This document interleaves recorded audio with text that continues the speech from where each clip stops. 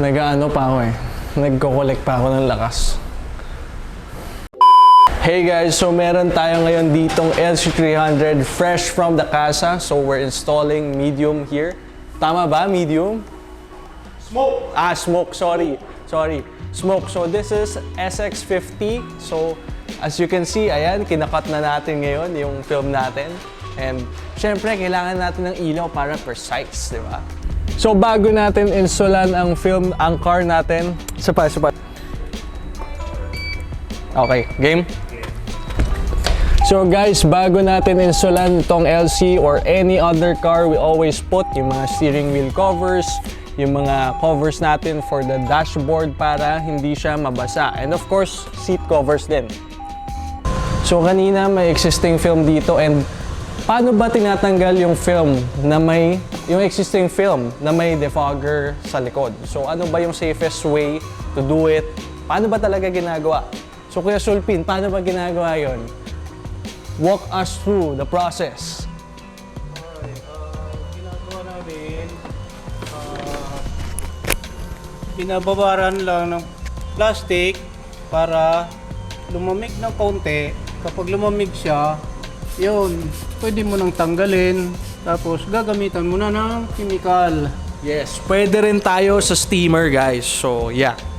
So as you can see guys, pinapattern na ngayon yung film natin outside of the glass. So yeah. So ano ba itong ginagawa ni Kuya Jaja ngayon? Sige nga, dito ko kikakat.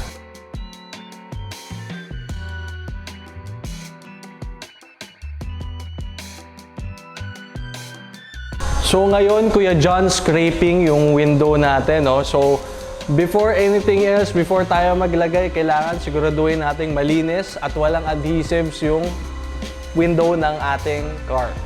So Kuya John, ano bang masasabi mo sa ginagawa mo ngayon? Ito yung madalas na process pag may scraping yung unit, tinatanggalan natin ng existing tint. Tapos ito yung proper tools na kailangan gamitin pang linis ng mga adhesive niya para iwas gas-gas sa salamin.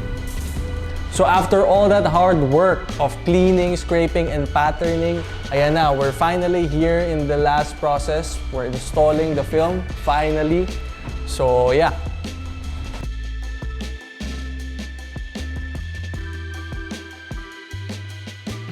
A few moments later. So guys, tapos na yung LC300 natin, and let's pick it up right now.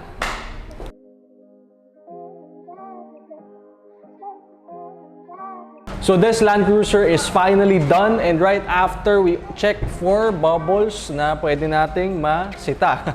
So with this light, makikita natin kung may mga bubbles pa ba tayo sa gilid-gilid, and we make sure natin na perfect condition siya paglabas ng bay natin.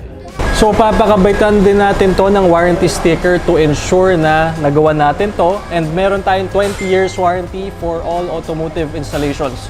So palagay naman, pasuyo naman.